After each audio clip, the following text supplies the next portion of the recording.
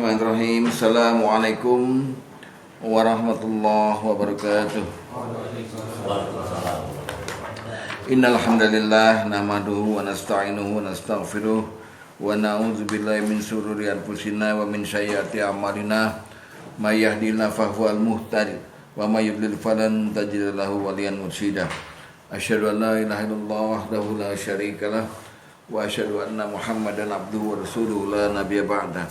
Allahumma fassalli wa sallim wa barik ala hadzal nabiyil karim nabiyina Muhammadin sallallahu alaihi wasallam wa ala alihi wa sahbihi ajmain. Amma ba'du fa ya ibadallah usikum wa nafsi bittaqwallahi wa ta'atihi la'allakum turhamun. Ma'asyiral muslimin wa sahabatul mukminin rahimakumullah, sahabat nurul iman yang saya cintakan Allah. Mari sama-sama bersyukur kita kembali bertemu dalam kajian malam ini. Semoga Allah meridhoi dan mengampuni kita. Amin ya rabbal alamin. Selanjutnya langsung saja kita masuk ke dalam materi, yaitu lanjutan dari pembicaraan mengenai dampak-dampak perbuatan maksiat bagi pelakunya. Kemarin kita sudah bicarakan 5 dampak. Dampak pada akal, dampak pada rezeki, dampak pada hati, dampak pada apa kemarin yang urusan, dan dampak pada penampilan. Ya, ini hari cuma 1.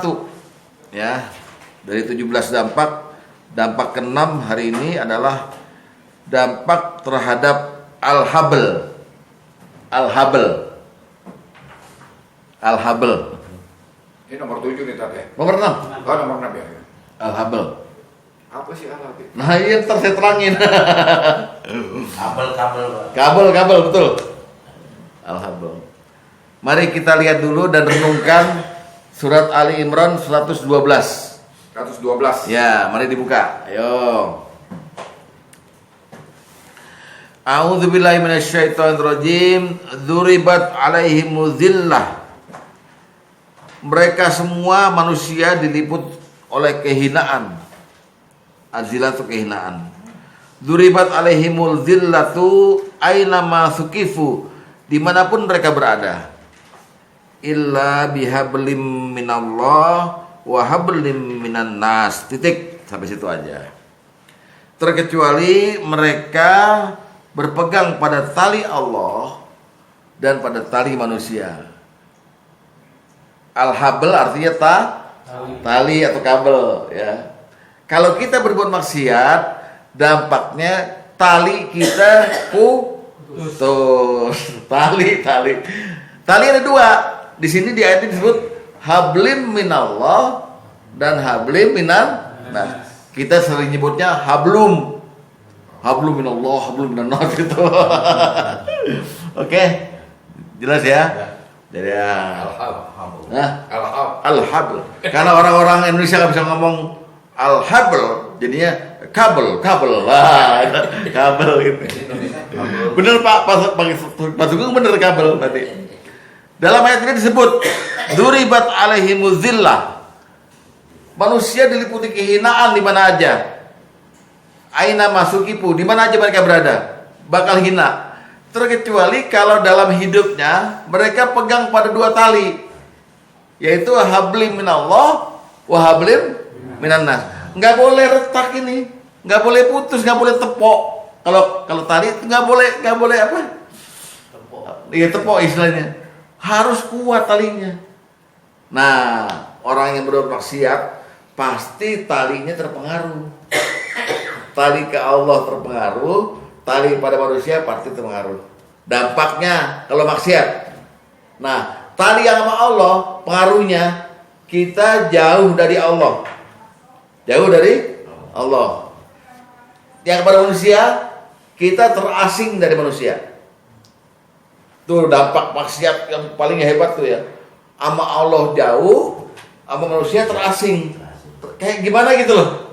Aduh, minderan. Malu habis judi kan. Diem gak enak itu. Yang lain habis ngaji, kita habis judi. Ya itu kalah aja. Iya, itu kalah. Pak Haji, anaknya main judi. Astagfirullah, menang Pak Haji. Alhamdulillah gitu. Tuh Pak Sugeng bahasanya. Ya, jadi Allah nyatakan dalam Ali Imran 122, manusia semuanya terhina. Aina masukifu, dimanapun mereka berada. Kecuali kalau di mana tempat manusia bisa menyetel dirinya sama Allah baik, sama manusia lain baik, selesai. Maksiat mempengaruhi dua tali ini. Yang pertama, jauh dari Allah. Yang kedua, terasing dari manusia. Sekarang kita ngomongin yang pertama dulu. Dampaknya yang jauh dari Allah. Sebetulnya aslinya kita tuh diperintah oleh Allah dalam Quran untuk dekat sama Allah. Ini perintah. Wajib. Kalau Bapak perhatikan, ada satu ayat yang bunyinya begini. A'udzubillahi minasyaitonirrajim. Ya ayyuhalladzina amanu ittaqullaha wabtaghu ilaihil wasilah. Wahai orang-orang yang beriman, bertakwalah pada Allah dan carilah jalan untuk dekat pada Allah. Wabtaghu ilaihil wasilah. Wajahidu fi sabilihi, dan sungguh-sungguhlah kamu nyari jalan itu di jalan Allah. La'alakum, bukan la'alam takun. La'alakum apa? Tuflihun, agar kamu beruntung. Ini ayat yang menyuruh kita pertama nih, menyuruh kita supaya kita itu nyari jalan supaya bisa dekat sama Allah, supaya hablnya kuat. Buka surat Al-Maidah ayat 35. Al-Maidah 35.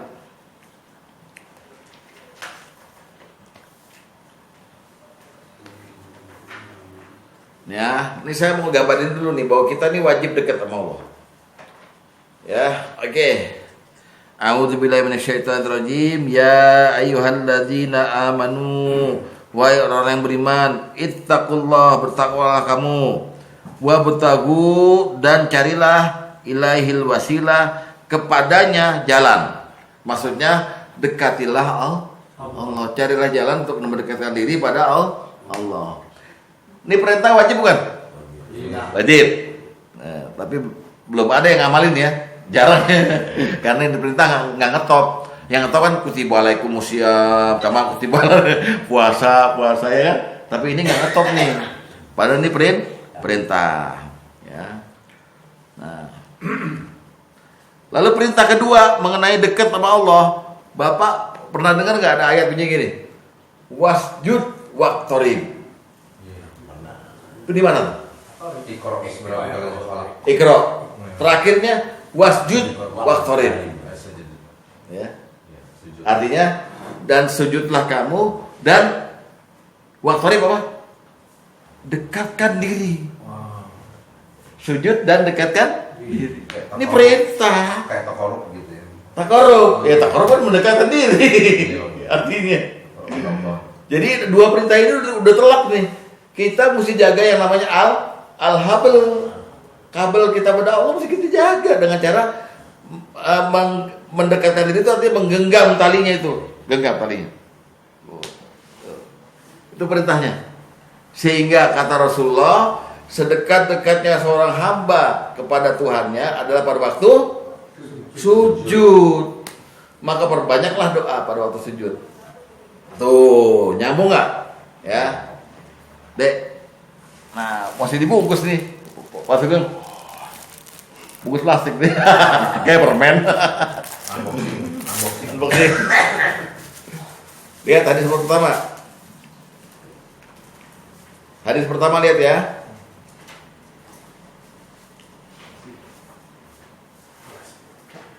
Nanti kita lihat dampaknya maksiat. Ini dulu yang kita lihat. Nomor pertama disebut An Abi Hurairah, dari Abi Hurairah, anna Rasulullah sallallahu alaihi wasallam, bahwa Rasulullah SAW bersabda, qal aqrabu ma yakunul abdu, saat paling dekat bagi seorang hamba, mir rabbihi, dengan Robnya, dengan Tuhannya, wa huwa sajidun, adalah ketika dia sujud. Itu mutlak. Ini mengamalkan apa tadi? Wasjud waqtarib. Juga mengamalkan wabtaghu ilaihil wasilah. Jadi kalau ditanya, Ustadz, caranya dekat sama Allah yang pertama apa? Sujud.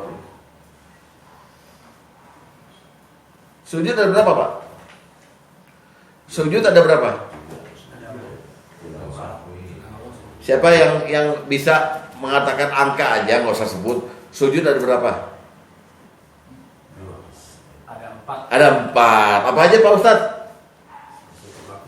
Sujud dalam sholat. Sujud tilawah.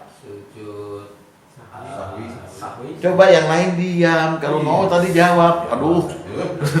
Tapi terus terakhir.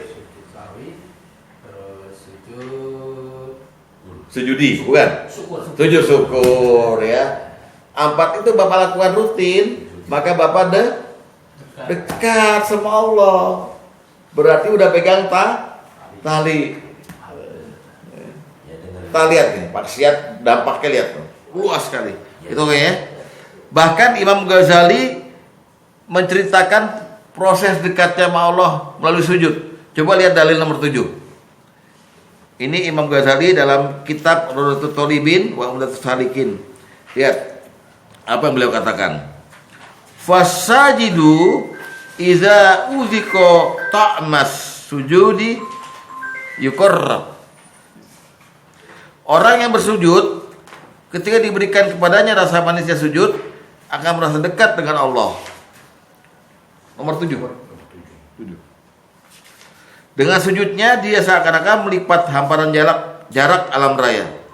Dengan demikian dia bersujud di atas hamparan salah satu sudut keagungan Allah sehingga dia merasa dekat. Coba buktikan. Karena Imam Ghazali ini ngomong ini berdasarkan pengalaman pribadi. Kalau kita sujud nih, nggak ngomong apa-apa, sujud aja, itu kita kayak narik semua alamin jadi dekat. Sehingga keagungan Allah berasa dekat sama kita itu. Kalau kita sujud. Bahkan proses goibnya begini Pak. Kalau Bapak sujud itu, setiap Bapak sujud, entah sujud dalam sholat, sujud dalam syukur, tilawah, sahwi, setan nangis. Seorang hamba Allah sujud, dia dapat surga. Aku disuruh sujud sama Adam, sama Allah, aku membangkang, aku dapat neraka. Lari nangis. Karena dia takut sama orang yang dekat sama Allah. Ya. Ini dulu nih. Cara Bapak memegang kuat yang namanya al-habl, tali Allah. Kemudian kita diperintah dekat sama Allah melalui mencari jalan. Dekatnya gimana? Melalui sujud. Ada rahasia lagi satu dari Allah yang bisa menyebabkan kita jadi dekat sama Allah.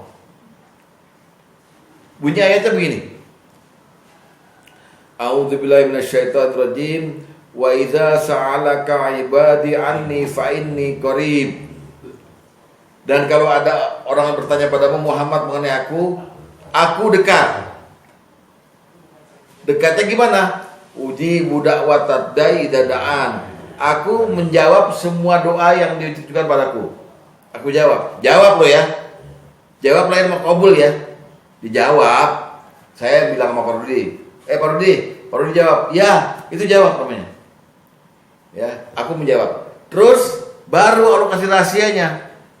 Fastajibu li wal yu'minu bi la'allahum yarshudun.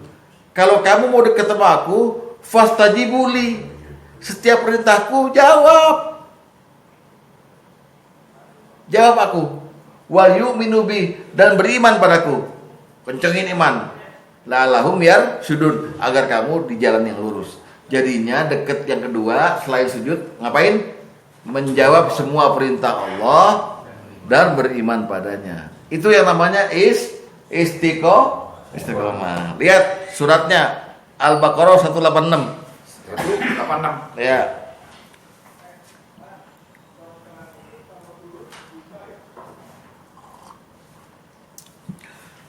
Sengaja saya ngomongin yang dekat dulu, nanti yang jauh belakangan. Ya. Al-Baqarah 186, lihat ya. Wa idza sa'alaka ibadi anni fa inni qarib. Dan apabila hamba-hambaku bertanya padamu Muhammad mengenai aku, fa inni qarib, aku dekat. Oke? Uji budak watad da'i dadaan. Aku mengabulkan, di sini mengabulkan ya. Padahal aslinya ujibu itu menjawab. Aku mengabulkan permohonan orang yang berdoa apabila dia mohon padaku. Lihat, untuk dekat sama Allah, fal yastajibu li wal yu'minu bi la'allahum yarshudun. Maka hendaklah mereka memenuhi segala perintahku, menjawab semua perintahku. Dua, hendaklah mereka beriman padaku agar mereka selalu dalam kebenaran. Jadi dekat dengan Allah, memegang tali Allah. Yang selanjutnya selain sujud, selain mencari sujud, juga menjawab semua perintah Allah, menjalankan ya, dan beriman kepadanya. Nah, aman kan? Lalu Allah memberikan rahasia-rahasia apa yang bisa menyebabkan kita dekat sama Allah. Pertama, beriman dan beramal soleh. Kedua, berinfak. Dan ketiga, jalanin yang wajib dan sunnah. Nah, orang maksiat ini akhirnya kecelakaannya di sini ntar nih. Yang pertama apa tadi? Beriman dan beramal soleh. Yang kedua ngapain? Berinfak. Yang ketiga, jalanin yang wajib dan yang sunnah. Nggak apa-apa sebenarnya yang sunnah itu enggak, tapi sayang. Jadi kalau bisa Bapak yang wajib juga, yang sunnah juga. Tolong ulangin tuh. Allah memberi rahasia pada kita, amalan untuk dekat sama Allah. Tadi kan udah tuh, sujud, jalanin perintah, beriman ya. Nah, pelaksanaannya gimana? Satu, iman dan amal soleh. Dua, apa tadi? Infak. Tiga, jalanin yang wajib dan yang sunnah. Ah, itu dekat. Udah pasti dekat tuh. Aman tuh. Ya. Ya, kita lihat. Yang beriman dan beramal soleh dulu, kita lihat. Surat Saba ayat 37. Surat Saba ayat 37. Surat apa? Saba 34. Surat 34 ayat 37. Buka. Dilihat ya Pak ya, lihat kalimatnya ya. Lihat nih ya. A'udzubillahi minasyaitonirrajim. Ayo buka. Surat 34 ayat 37 udah.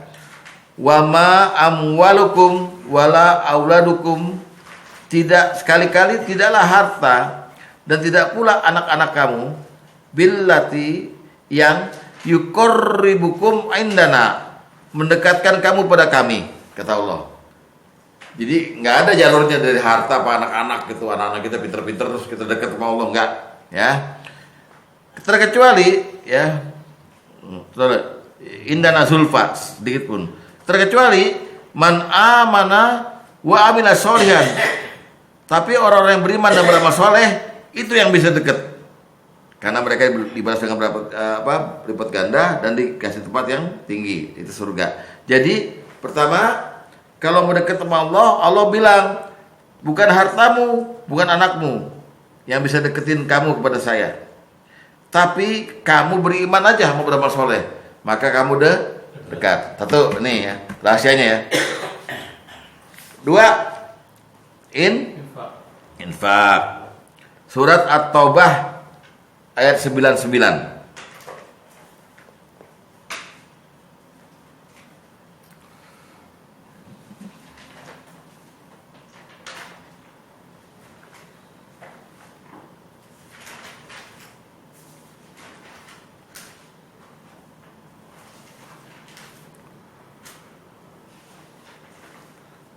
A'udzubillahi minasyaitonirrajim.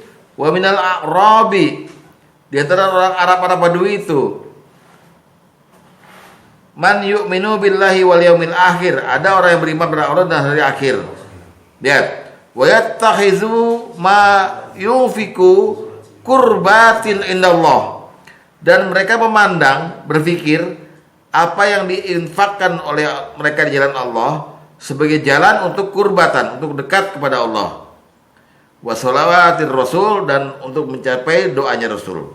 Baru ala, ketahuilah, innaha kurbatun lahum, sungguhnya nafkah atau infak itu adalah suatu jalan bagi mereka untuk mendekatkan diri pada Allah. Nah, ini rahasia yang kedua. Jadi kalau Bapak sering infak, sama Bapak sedang mencari jalan menuju Allah. Itu ya. Sering-sering ngasih, Pak. Bukan cuma duit, kasih rokok. Pas sekarang ngasih rokok, bukan sebungkus. Sedang dah gue. Ada YouTube Mas.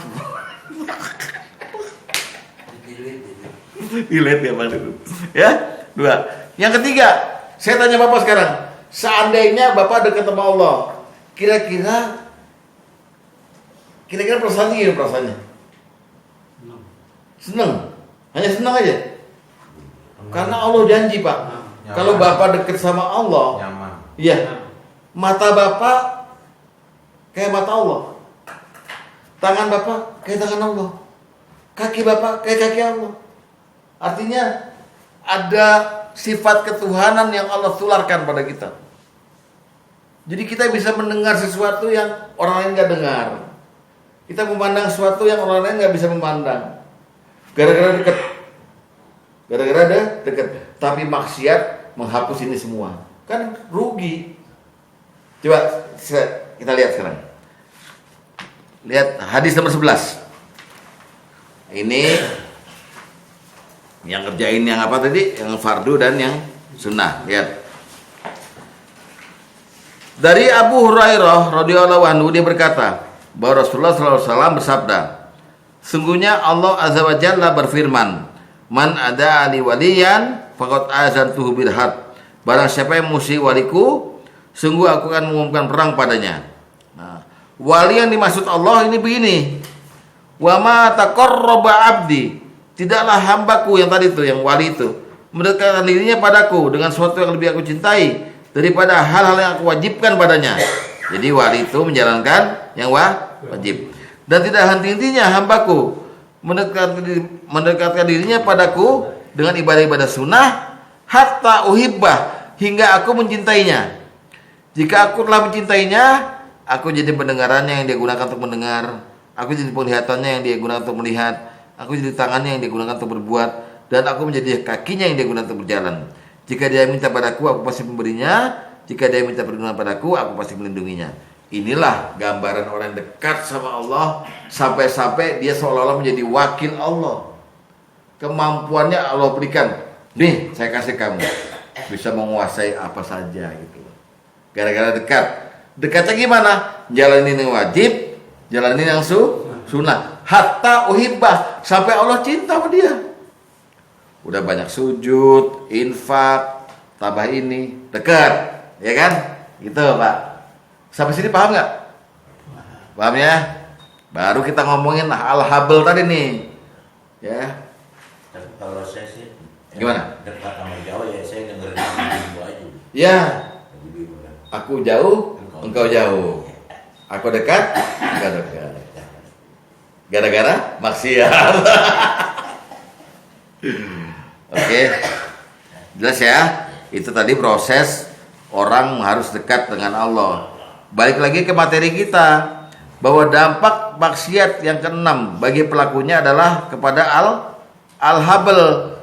Al-habl itu adalah tali kepada dua pihak. Habl minallah, tali kepada Allah. Habl minan nas, tali pada manusia. Habl minallah tadi jauh dari Allah. Orang maksiat pasti jauh dari Allah. Prosesnya gimana? Pertama kali prosesnya dia banyak kerjain dosa. Pertama kali orang jauh dari Allah nih, banyak kerjain dosa. Mulai tuh, ya karena dosanya banyak, ya udahlah jauh gitu. Lihat hadis nomor 3, bukan hadis, dalil nomor 3. Lihat.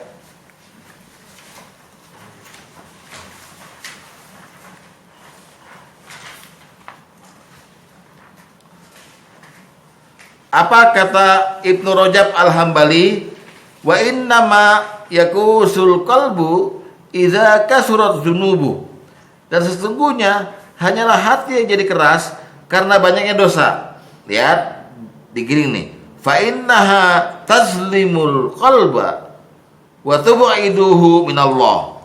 Dosa-dosa itu menggelapkan hati dan menjauhkannya dari Allah. Fala yabqa fihi nurun walalin, tinggal tidak tersisa cahaya dan kelembutan di dalamnya. Jadi prosesnya banyak dosa, hati gelap dan keras, lalu jauh dari Allah. Iya dong. Misalnya nih, Bapak pulang malam dari kantor jam 2, mampir dulu tadi sama teman-teman di karaoke, minumlah satu sloki gitu. Pulang belum isya, nggak jadi isya Pak, nggak mungkin, udah males ya. Nah, malasnya Bapak beribadah itu jauh dari Allah. Mulai itu besok mesti ngaji nih, atau enggak kemarin gue baru minum, nggak enak akhirnya dia menjauh dari Allah, gitu loh. Ya, prosesnya pertama prosesnya apa? Dosanya diperbanyak pelan-pelan. Kedua, kesepian. Dia kesepian jadinya. Habis dosanya banyak, mulai jauh dari Allah, kesepian dia. Apa ya? Kosong gitu. Ya. Pak Tom kemarin bilang, gua balik lagi ke MA nih dalam rangka nyari teman-teman surga. Apa? Teman-teman akhirat. Kesepian nih. Kesepian kalau orang maksiat tuh. Lihat dalil nomor 10.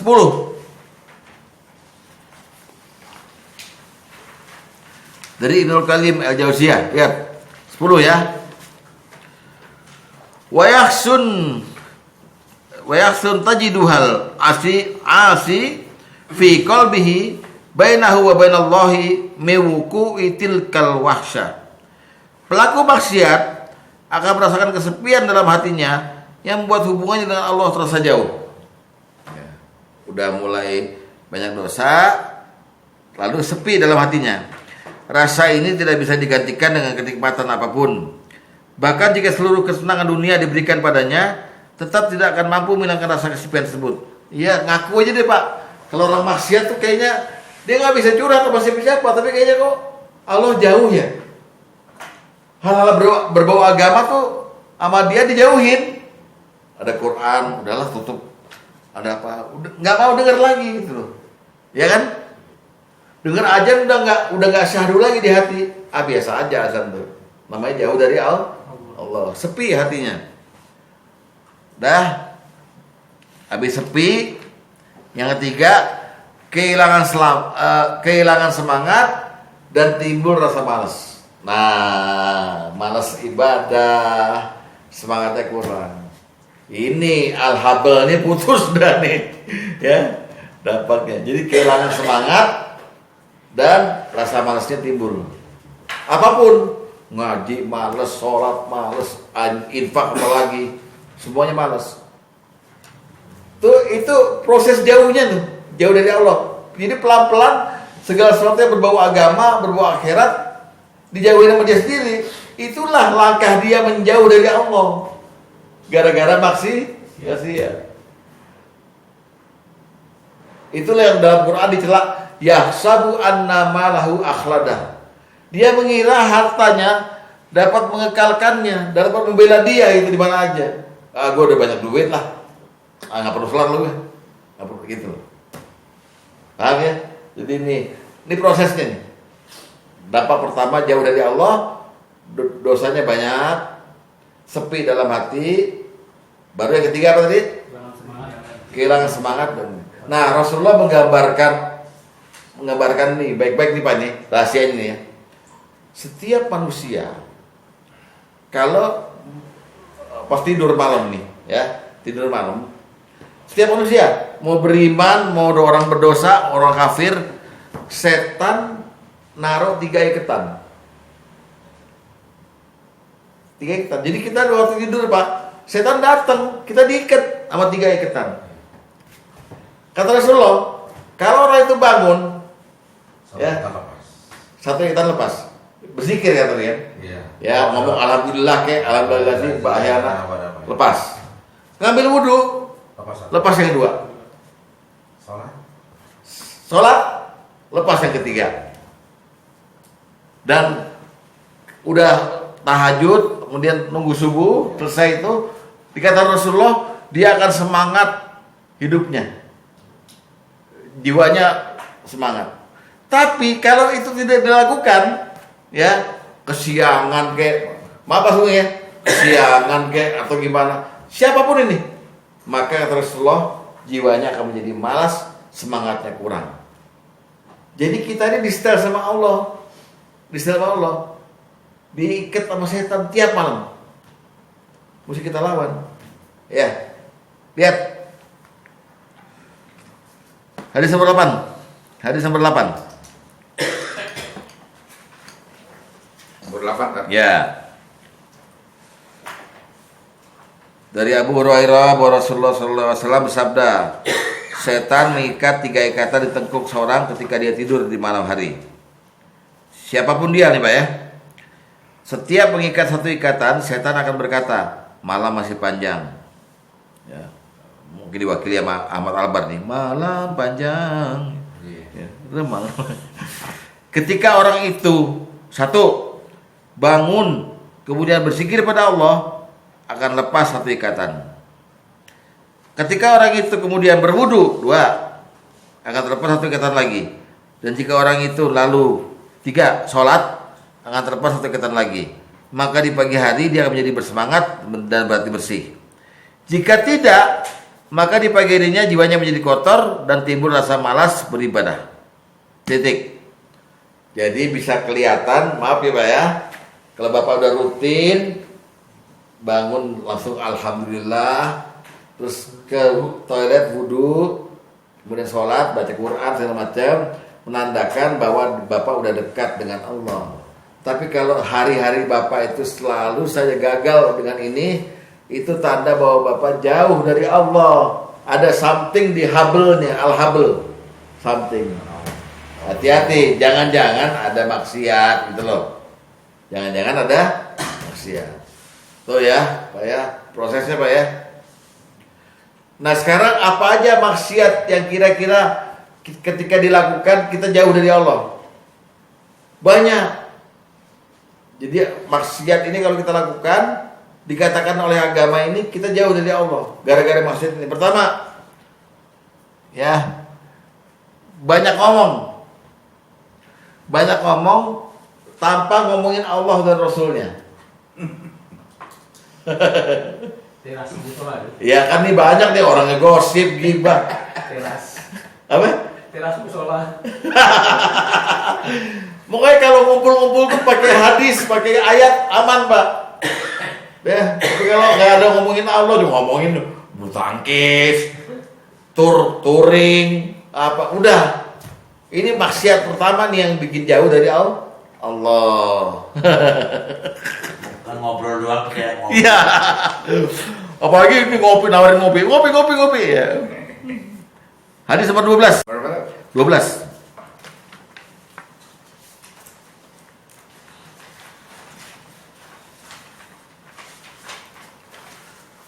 Dari Ibnu Umar, dia berkata bahwa Rasulullah SAW bersabda, lihat, la tuksirul kalama bi ghairi zikrillah. Janganlah kalian banyak bicara tanpa menyebut nama Allah atau tanpa berzikir pada Allah. Karena baca bicara tanpa berzikir pada Allah membuat hati menjadi keras. Wa innal abdan nasi minallah. Wa innal abadan nasi minallah. Dan orang yang paling jauh dari Allah adalah orang yang berhati keras, jauh dari Allah. Di sini nggak ada yang gitu ya, nggak ada. Ngobrol pakai ayat. Itu pertama ya. Bahkan banyak ngomong berpotensi neraka. Banyak ngomong berpotensi neraka. Hadis nomor 9.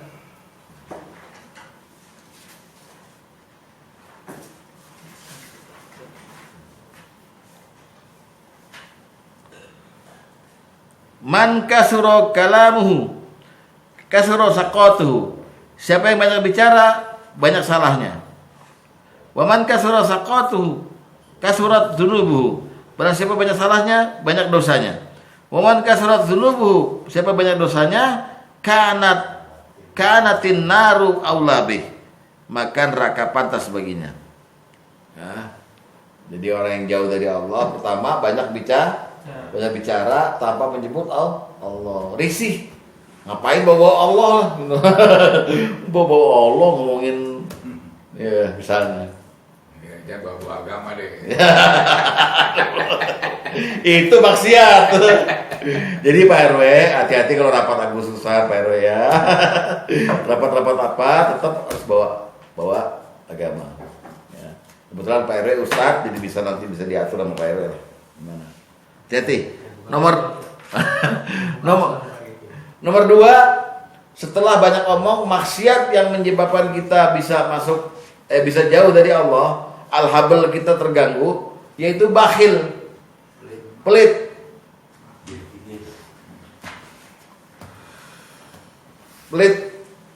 Hadis nomor 6.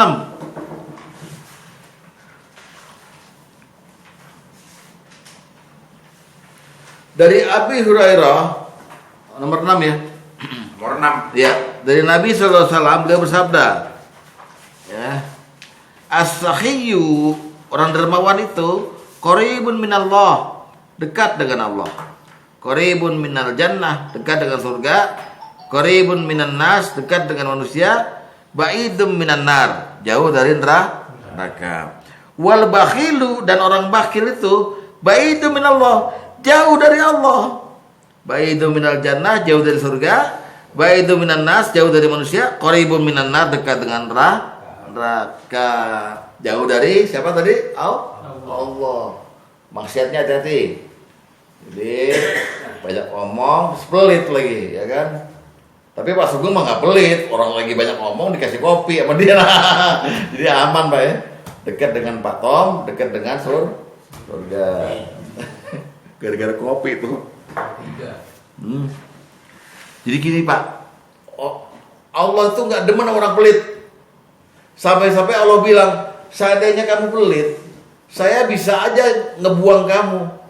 Saya ganti kamu dengan umat yang lebih baik dari kamu. Kata Allah begitu loh. Saking jengkelnya Allah dengan orang pelit. Ya.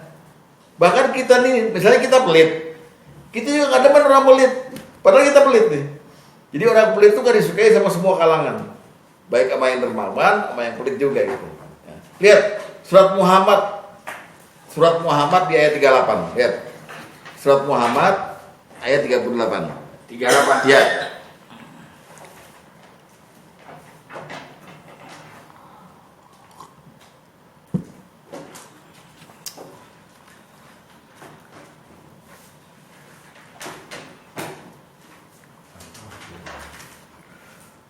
Ha antum haula'i tud'auna litunfiqu fi sabilillah.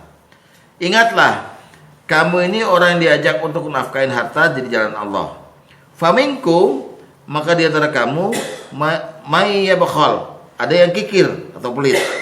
Wa may yabkhal fa inna may yabkhal an nafsi. Siapa yang kikir, sungguhnya dia kikir pada dirinya sendiri. Wallahul ghaniyyu wa antumul fuqara.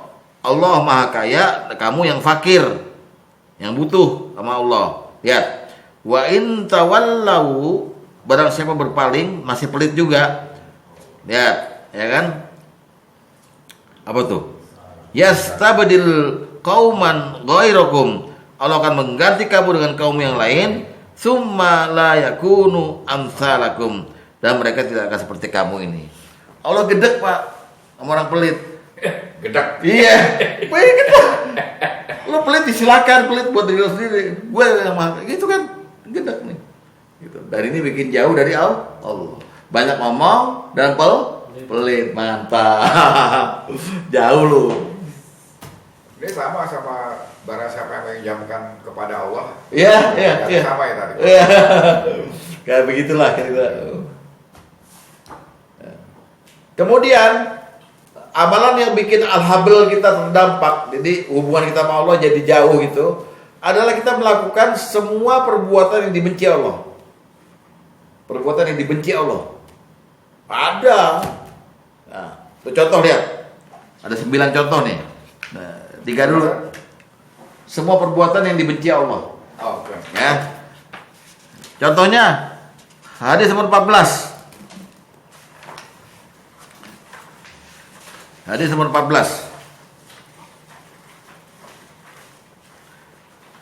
Dari Mughirah bin Syu'bah, dia berkata, aku mendengar Rasulullah SAW bersabda, Innallaha karhalakum, sungguhnya Allah memuji dari kalian. Satu, qila wa qala, mengatakan sesuatu yang gak jelas sumbernya. Dua, idaatil mal, menyanyiakan harta. Dan tiga, wa kasratul su'al, dan banyak bertanya. Satu, kita ngomong nih sama orang nih, katanya begini ya, katanya begini ya. Nggak bisa kasih bukti, nggak bisa menjelasin. Pokoknya katanya Allah benci. Kalau Allah udah benci, berarti kita jauh. Allah menjauh, kitanya juga menjauh. Yang kedua, idaatil mal, boros harta, suka pamer sama orang lain, ya, boros harta. Dan yang ketiga apa tadi? Banyak tanya yang nggak ada manfaatnya. Ustadz dipepet, nanya mau Ustadz terus dipepet. Nih, ya. Lalu lihat lagi hadis nomor 4.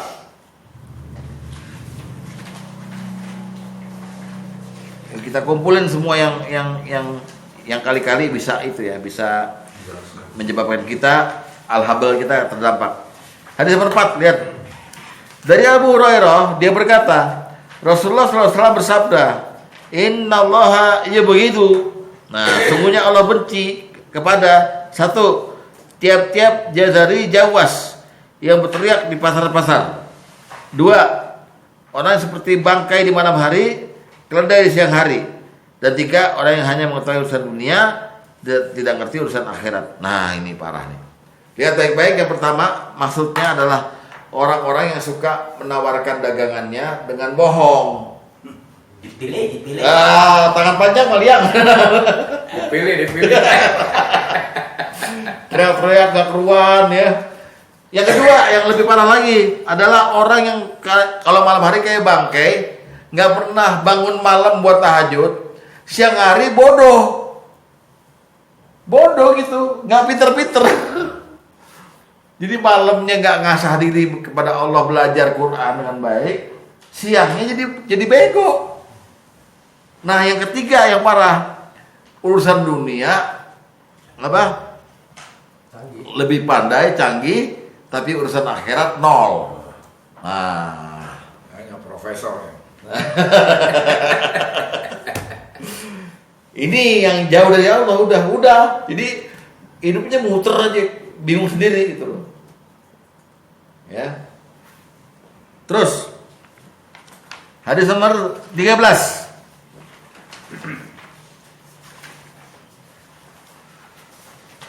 Dari Abu Dzar, dari Nabi sallallahu alaihi wasallam, beliau bersabda, Inna Allah azza wa jalla yubghidu salasah.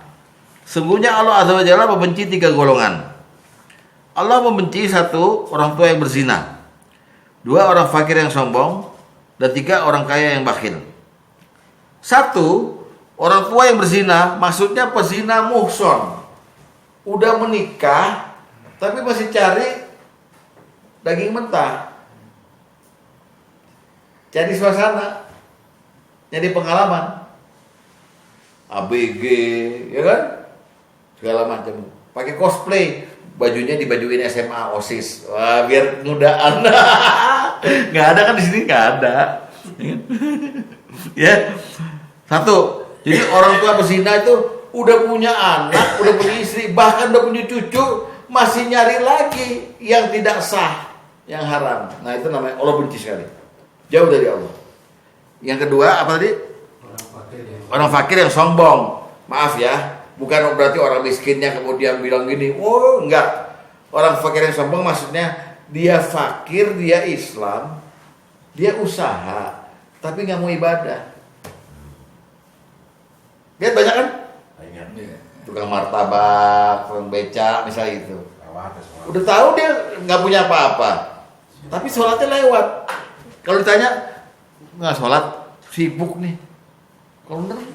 Kalau lagi apa goreng nasi tanggung gitu. Itu namanya fakir yang sombong. Lu udah fakir sombong kan. sibuk gitu, sok sibuk. Ya, kalaupun dia nanti punya penghasilan, muter di situ aja buat bayar utang, bayar listrik habis. Allah kasih. Capek deh. Allah tekan di situ. Ya, begitu ya. Yang ketiga apa tadi? Yang ketiga orang kaya yang bakhil. Nah, ini udah tadi udah jelas.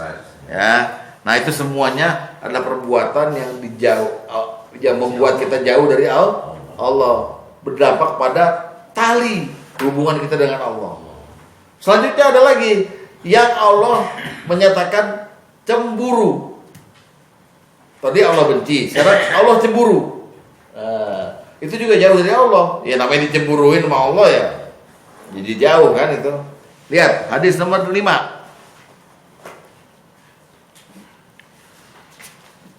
Dari Abu Salamah bahwa dia mendengar Abu Hurairah radhiyallahu anhu dari Nabi sallallahu alaihi wasallam, beliau bersabda, sesungguhnya Allah itu cemburu dan kecemburuan Allah datang an ya'tiyal mu'minu ma harramallah.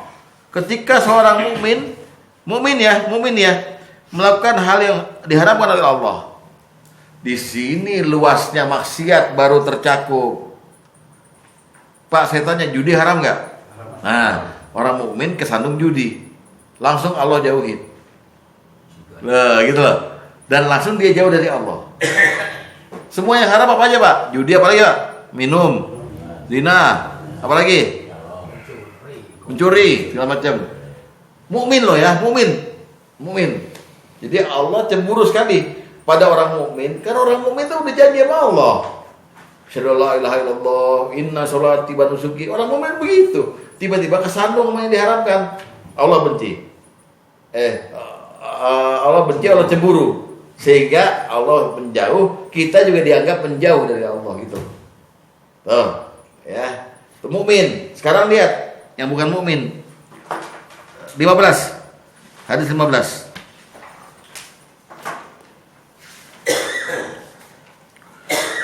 Dari Hisham bin Urwah, dari ayahnya, dari Aisyah, bahwasanya dia berkata, Rasulullah SAW bersabda, wahai umat Muhammad, demi Allah, tidak ada yang melebihi kecemburuan Allah kecuali saat dia melihat hamba laki-laki, hamba ya, bukan mukmin nih, hamba laki-laki dan hamba perempuannya berzina. Wahai umat Muhammad, demi Allah, seandainya kalian mengetahui apa yang aku ketahui, niscaya kalian akan sedikit tertawa dan lebih banyak menangis. Artinya Rasulullah diperlihatkan bagaimana balasan hamba Allah yang laki-laki dan perempuan berzina itu di akhirat nanti gitu. Allah cemburu. Nah, ini bab pertama mengenai dampak maksiat kepada pelakunya dari segi hablum minallah. Sampai sini ada pertanyaan, tanggapan, silakan. Sebelum saya lanjutkan pada hablum minannas. Hablum minallahnya kelar nih. Bagaimana dampaknya seseorang yang maksiat itu akhirnya mengakibatkan dia jauh dari Allah dengan segala macam yang tadi. Apa ada pertanyaan? Ya, Islam 15 itu tidak hanya untuk mukmin ya, semua. Ya, semua manusia. Kalau cemburu nih, wah ini gawat nih, haram semua. Ayo Pak. Ini saya sudah menanggapi Ya. apa namanya? Ya contohlah pribadi saya waktu belum ya ngaji gitu masih belum merit gitu ya. Ya tahu berbuat misalnya menyolong atau nyopet atau berzina itu dosa. Tapi dosa secara apa namanya garis besar aja. Damai-damainya nggak tahu gitu kan apa. Iya. Saya baru cuma garis besarnya. Ngerti saya. Terus nggak mungkin apa namanya. Terus. Itu gimana dia tahu hanya garis besarnya? Setelah dia mengerti ya dia mohon ampun gitu bertobat itu bisa apa sangat bisa selama tidak diiringi dengan perbuatan musyrik. Oh iya jelas. Pokoknya Allah mengampuni semua dosa terkecuali syirik gitu aja. Nah enggak maksudnya gimana dia dari bilang kecuali syirik itu gimana? Ya misalnya gini, saat yang bersamaan Bapak udah mau bertobat dari zina, mencuri tadi, tapi Bapak lagi ngelakoni jimat, ngelakoni, itu mental. Maksudnya jimat. Iya segala macam lah yang sirik-sirik Pak, Iya, iya. bukan cuma jimat. Nah ngelakoni itu tadi minta ampun Bapak nggak berlaku. Iya, iya. Nah, karena masih ada dosa yang lebih besar dari itu. Ya, selama itu. Ada lagi? Pak Tom? Pak Tom? Ada komen dulu? Nggak ada? Yang lain? Oke, dilanjut ya. Iya. Tanggung nih, setengah jam lagi kita ngomongin rusaknya hablum minanas sekarang. Kalau tadi kan hablum minallah, jauh dari Allah. Jadi orang maksiat itu dampaknya jauh dari Allah. Nah kalau kepada manusia dampaknya terasing, merasa terasing dari manusia. Padahal perasaan itu nggak nyata. Temannya sendiri nggak mengasihkan, cuma dia merasa Iya betul, merasa terasing gitu loh. Nah itu yang gawat tuh Pak. Ya. ada perbuatan dia sendiri juga. Betul.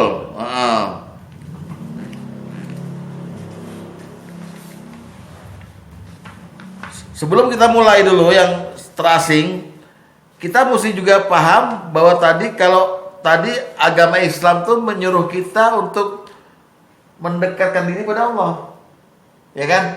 Sama, Islam tuh menyuruh kita untuk kepada manusia tuh selalu guyub. Apa tuh guyub? Rukun. Itu udah mutlak wajib, nggak boleh dilanggar tuh. Kalau dilanggar ada something, ada maksiat dalam hati kita. Nah ini Rasulullah pernah bilang begini, la yu'minu, maaf, bukan la yu'minu. Nah, la tadkhulul jannah hatta tu'minu. Kamu tidak akan masuk surga sampai kamu beriman. Wala tu'minu, dan kamu tidak beriman hatta tuhibbu, hatta tahabu, sampai kamu saling mencintai. Maukah kamu saya beritahu gimana cara kamu saling mencintai? Mau kan? Caranya adalah afsyus salam. Kamu sebarkan salam. Bukan berarti assalamualaikum gitu, tapi kamu menanamkan keselamatan di setiap tempat pada setiap orang. Jadi orang berasa aman kalau ada kamu gitu. Nah itu suruhannya begitu. Nah dengan maksiat itu ternoda. Kita nggak jalankan itu kan, kita maksiat. Nah dengan maksiat lama-lama kita mau saling mencintai sama orang, sama keluarga kita, sama lingkungan kita terasing gitu loh. Ada perasaan bersalah. Aduh, gue kumpul sama orang mau sholat, gue padahal berzina. Minder. Gimana? Iya. Padahal orang lain nggak tahu Pak. Kalau berzina jangan ngeliat kesini kena. Oh, itu yang pakai video deh. Jadi gini, misalnya kan bisa habis judi, habis minum gitu loh. Lihat dulu. Hadis nomor 1, Dek. Ini cuma 8 ya, tadi 15 ya. 8 hadis. Jadi lihat dulu Islam mengajarkan kita pada sama manusia ngapain coba, ya.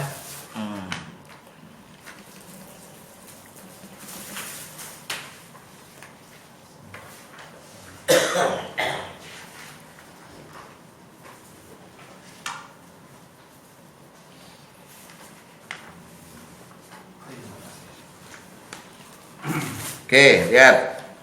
Inilah yang diharuskan kita untuk melaksanakannya nih. Ya. Ngomongin tracing ntar dulu. Lihat nomor 1 ya. Dari Abu Hurairah dia berkata, Rasulullah SAW bersabda. Apa sabda Rasulullah? La tadkhulunal jannata hatta tu'minu. Kalian tidak akan pernah masuk surga sampai kalian beriman. Wala tu'minu hatta tahabbu. Kalian tidak akan beriman sampai kalian saling mencintai. Ya kan? Hatta tahabbu ya. Awala adullukum ala syai'in iza fa'altumu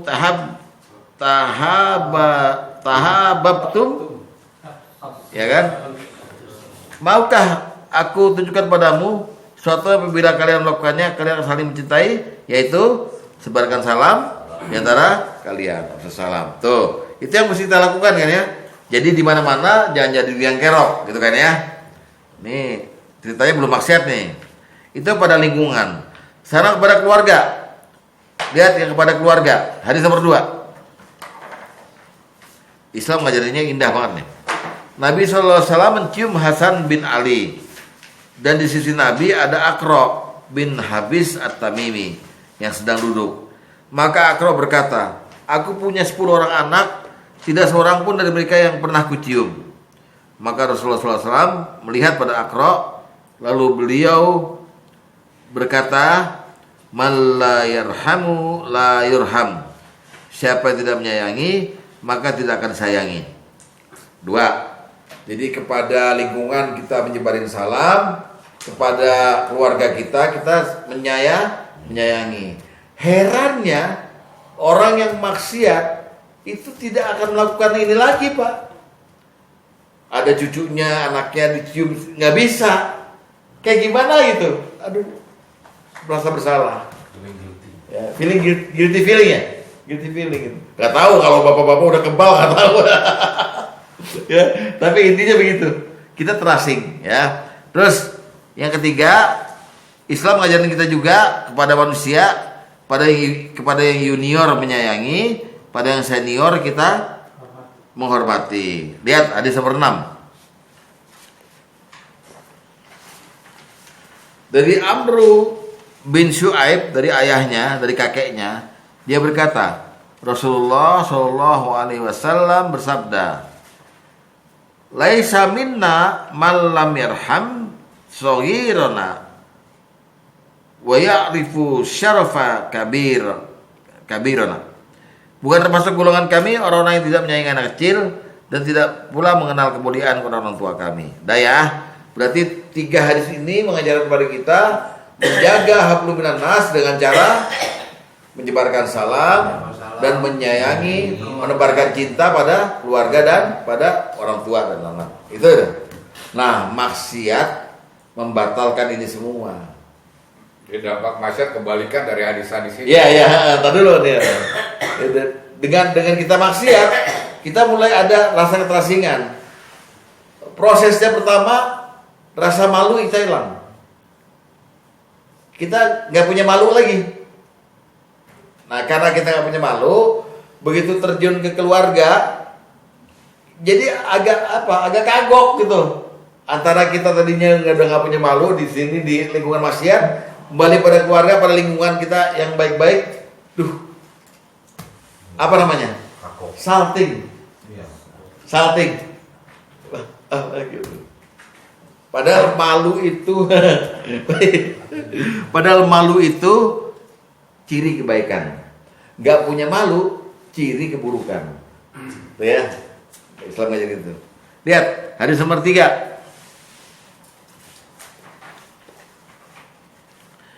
Dari Imran bin Husain, dia berkata, Nabi SAW bersabda, al-haya'u la ya'ti illa bi khair.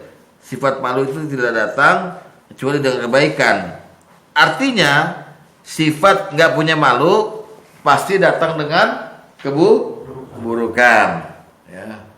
Ini Pak, ini coba diresapi ya. Gimana perasaan orang yang berbuat maksiat di tengah-tengah keluarganya dia, tengah lingkungan dia yang baik-baik, ya, akhirat, ya, di hadapan orang tua dia gitu. Gimana gitu? Nggak bisa selamanya ditutupin kan? Lama-lama terasing, salah tingkah dan sebagainya itu. Itu dampaknya. Al-habl namanya. Hablum minan nas. Dan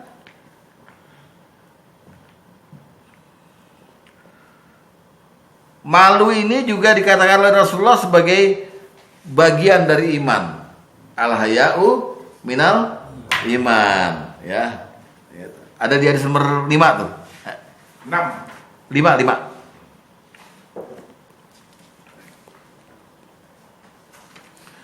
Ya, lihat. Dari Abdullah bin Umar radhiyallahu anhu, Nabi SAW pernah melewati seorang laki-laki yang tengah mencela saudaranya karena malu.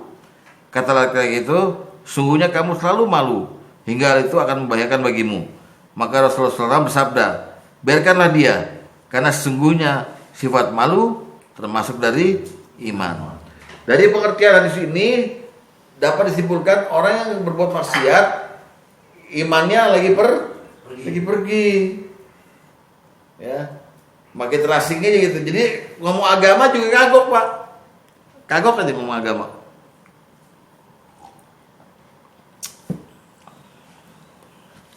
Maka mari kita lihat perintah Rasulullah mengenai malu ini. Hadis nomor 8.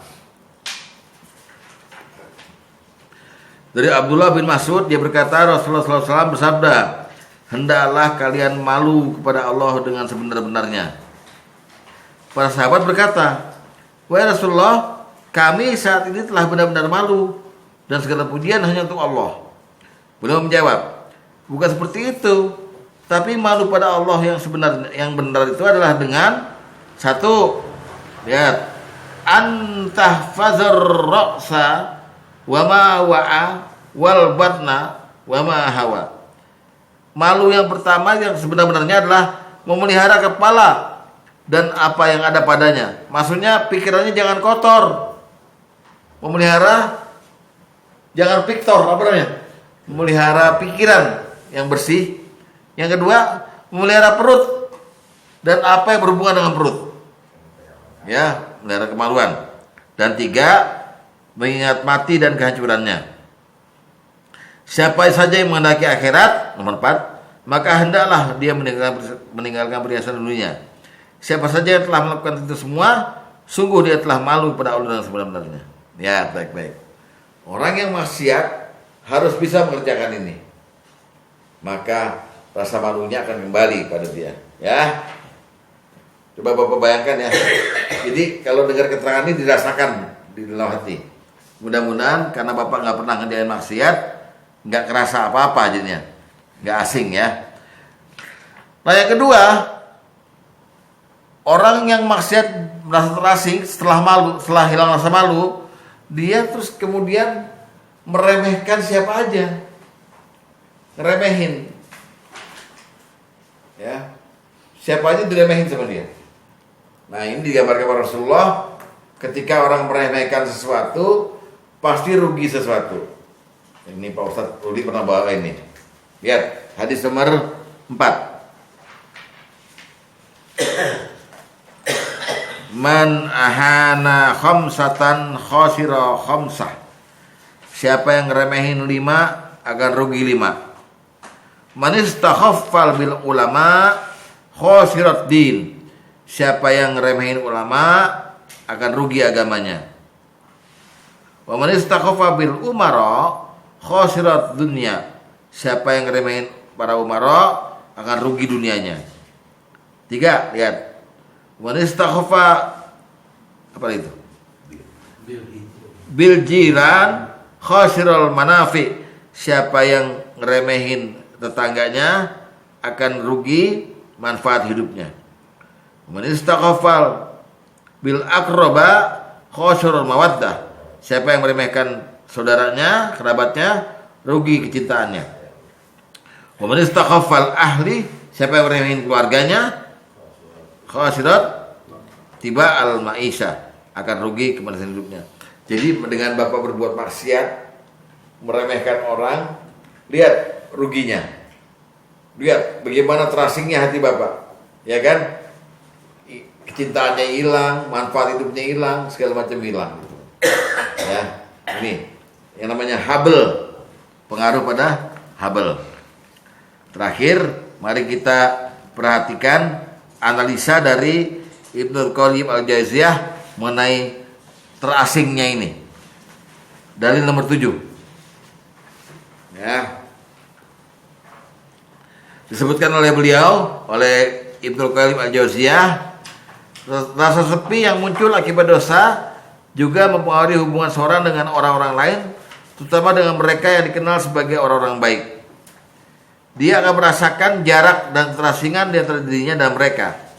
Semakin kuat keterasingan itu, semakin jauh pula dia dari mereka dan dari kesempatan untuk duduk bersama mereka. Akibatnya, dia kehilangan keberkahan dari manfaat yang seharusnya dia dapatkan melalui interaksi dengan mereka. Sebaliknya, dia semakin dekat pada kelompok setan, sejauh dia menjauh dari kelompok yang diridhai oleh Allah. Keterasingan ini dapat terus berkembang hingga menjadi semakin parah, mempengaruhi hubungan dirinya dengan istrinya, anak-anaknya, kerabatnya, bahkan dirinya sendiri. Akhirnya dia pun menjadi merasa asing dan sepi, bahkan terhadap dirinya sendiri. Sebagian ulama salaf pernah berkata, "Inni la'asillah Fa'ara dzalika fi khuluqi dzambi wa imraati.